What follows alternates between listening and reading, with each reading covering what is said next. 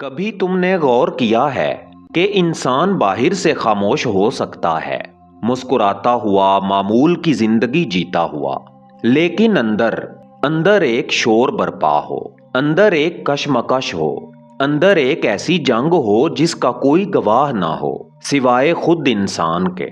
हम रोज किसी न किसी से लड़ते हैं, कभी हालात से, कभी लोगों से, कभी किस्मत से। लेकिन सवाल ये है, क्या असल लड़ाई वाकई बाहर होती है या फिर असल लड़ाई इंसान के अंदर है? नफ्स, अक्ल या नूर? क्योंकि अजीब बात यह है कि अक्सर इंसान हार जाता है मगर उसे मालूम ही नहीं होता कि वो कहाँ हारा है। कुछ लोग कहते हैं नफ्स ने बर्बाद कर दिया, कुछ कहते हैं अक्ल ने धोखा दे दिया, और कुछ खामोश हो जाते हैं क्योंकि वो नूर का नाम लेने से डरते हैं। लेकिन अगर तुम वाकई जानना चाहते हो कि तुम्हारी जिंदगी में बार बार वही गलती क्यों दोहराई जाती है, वही कमजोरी क्यों सामने आती है, वही खला क्यों बाकी रहता है, तो फिर तुम्हें ये जानना होगा इंसान में असल लड़ाई कहाँ होती है। और खतरनाक बात यह है, ये लड़ाई तब तक खत्म नहीं होती जब तक इंसान इसे पहचान न ले। इंसान जब गिरता है तो अक्सर किसी को इल्जाम देता है, हालात को, लोगों को या वक्त को। लेकिन सच ये है, इंसान को सबसे पहले अपना नफ्स धोखा देता है। नफ्स कोई चीखता हुआ दुश्मन नहीं, नफ्स तलवार लेकर हमला नहीं करता, नफ्स धमकियां नहीं देता। नफ्स तो बातें करता है, नरमी से, दलील के साथ, बिल्कुल तुम्हारी आवाज में। नफ्स कहता है अभी नहीं, बाद में। सब ही तो यही कर रहे हैं। अल्लाह गफूरुर रहीम है और इंसान समझता है कि ये अक्ल बोल रही है। यही नफ्स का सबसे बड़ा फरेब है। वो खुद को अक्ल साबित करता है। नफ्स ख्वाहिश नहीं है, नफ्स ख्वाहिश का हाकिम बन जाता है। नफ्स गुनाह नहीं, नफ्स गुनाह को जायज साबित करता है। और अजीब बात यह है, जब नफ्स चीखता है तो वो जश्न नहीं मनाता, वो इंसान को सुला देता है, ऐसी नींद में जहां ज़मीर जागता है मगर हिल नहीं सकता।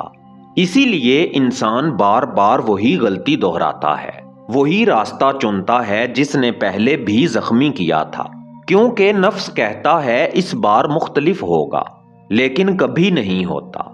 याद रखना, नफ्स की लड़ाई खुली नहीं होती, ये अंदर अंदर लड़ी जाती है। और जो इंसान अपने नफ्स को पहचान नहीं पाता, वो अपनी अक्ल को भी गलत जगह इस्तेमाल करने लगता है।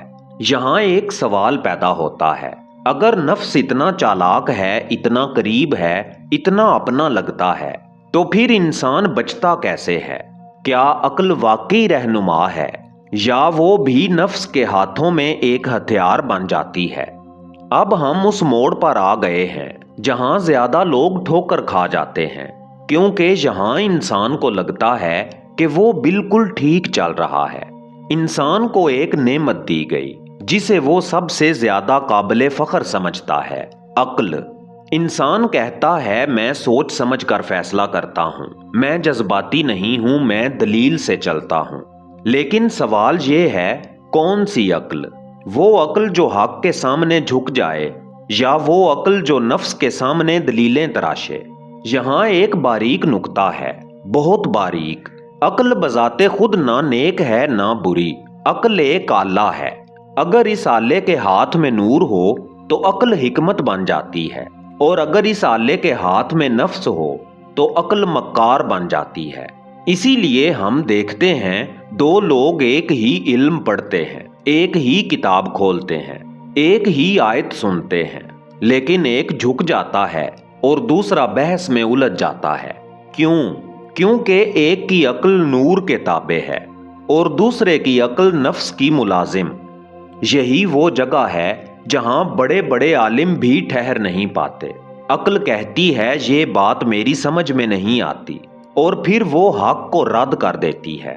हालांकि हक समझ में आने का मोहताज नहीं होता, हक तस्लीम किए जाने का मुतालबा करता है। यही वजह है कि तारीख में सबसे खतरनाक लोग जाहिल नहीं थे, वो बहुत अक्लमंद थे, लेकिन उनकी अक्ल नूर से कटी हुई थी। یاد رکھو عقل اگر خود کو حاکم سمجھ لے تو وہ سب سے بڑا فتنہ بن جاتی ہے، کیونکہ پھر انسان کہتا ہے میں نے سوچ لیا ہے، اور سوچ کے بعد وہ سننا بند کر دیتا ہے۔ اب سوال اور گہرا ہو جاتا ہے، اگر نفس دشمن ہے اور عقل غیر جانبدار نہیں تو انسان کی نجات کہاں ہے؟ کیا کوئی ایسی قوت ہے جو نہ دھوکہ دے، نہ دلیل مانگے، نہ خود کو ثابت کرے؟ ہم اس مقام پر کھڑے ہیں جہاں الفاظ کم پڑ جاتے ہیں اور خاموشی بولنے لگتی ہے، یہاں نہ بحث کام آتی ہے، نہ دلیل، نہ منطق، یہاں صرف حاضر ہونا پڑتا ہے۔ نفس شور مچاتا ہے، عقل سوال اٹھاتی ہے، نور خاموش رہتا ہے۔ لیکن یاد رکھو، خاموشی کمزوری نہیں ہوتی، خاموشی اکثر یقین کی پہچان ہوتی ہے۔ نور دلیل نہیں دیتا، نور بحث نہیں کرتا، نور خود کو ثابت نہیں کرتا، نور بس ظاہر ہو جاتا ہے۔ جب نور آتا ہے تو نفس کے سارے جواز خود بخود گرنے لگتے ہیں اور عقل کے سارے سوال اپنی جگہ پہ بیٹھ جاتے ہیں۔ یہی وجہ ہے کہ جس دل میں نور اتر جائے وہ زیادہ بولتا نہیں، وہ بس چل پڑتا ہے۔ نور کوئی تصور نہیں، کوئی خیال نہیں، کوئی فلسفہ نہیں، نور پہچان ہے، وہ پہچان جو آدم علیہ السلام کو سجدے کے لائق بناتی ہے، وہ پہچان جو امام حسین علیہ السلام کو کربلا میں تنہا نہیں ہونے دیتی، وہ پہچان جو فقیر کو تخت سے بے نیاز کر دیتی ہے۔ نور عقل کو رد نہیں کرتا، نور عقل کو ترتیب دیتا ہے۔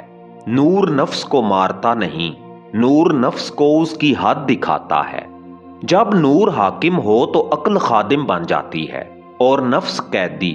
اسی لیے اولیاء فرماتے ہیں جہاں نور آ جائے وہاں شک کی گنجائش نہیں رہتی، اور یہی وہ مقام ہے جہاں انسان پہلی بار خود سے باہر نکلتا ہے اور حقیقت کے اندر داخل ہوتا ہے۔ لیکن ایک بات یاد رکھنا، نور ملتا نہیں، نور دیا جاتا ہے، اور نور اسی کو ملتا ہے جو پہلے نفس کے فریب کو پہچان لے اور عقل کے غرور سے اتر جائے۔ یہی وجہ ہے کہ ہر پڑھا لکھا شخص صاحب نور نہیں ہوتا، اور ہر صاحب نور کبھی نہ کبھی خاموش فقیر رہا ہوتا ہے۔ ہر انسان کے اندر تین آوازیں بولتی ہیں، ایک کہتی ہے میں چاہتا ہوں، یہ نفس ہے، دوسری کہتی ہے میں سمجھتا ہوں، یہ عقل ہے، تیسری کچھ نہیں کہتی، بس ہوتی ہے، یہ نور ہے۔ ساری زندگی انسان اپنی دو آوازوں کے درمیان جھولتا رہتا ہے، کبھی خواہش جیت جاتی ہے، کبھی منطق، اور وہ سمجھتا ہے کہ یہی زندگی ہے۔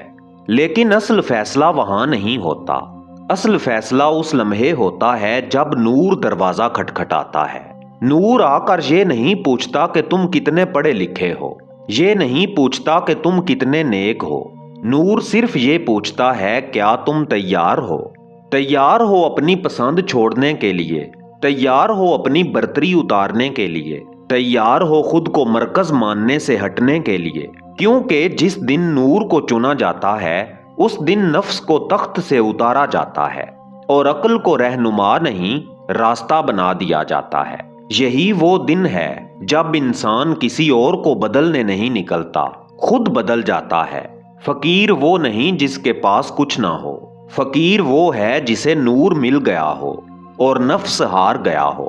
اور یاد رکھنا، نور کا انتخاب شور سے نہیں ہوتا، دعوے سے نہیں ہوتا، نعرے سے نہیں ہوتا، نور کا انتخاب خاموشی میں ہوتا ہے، اسی خاموشی میں جہاں انسان اپنے رب کے سامنے کوئی سوال نہیں رکھتا، صرف حاضر ہوتا ہے۔ اگر یہ بات تمہارے اندر کہیں ٹھہر گئی ہو تو سمجھ لینا لڑائی ختم نہیں ہوئی، لیکن فیصلہ ہو چکا ہے۔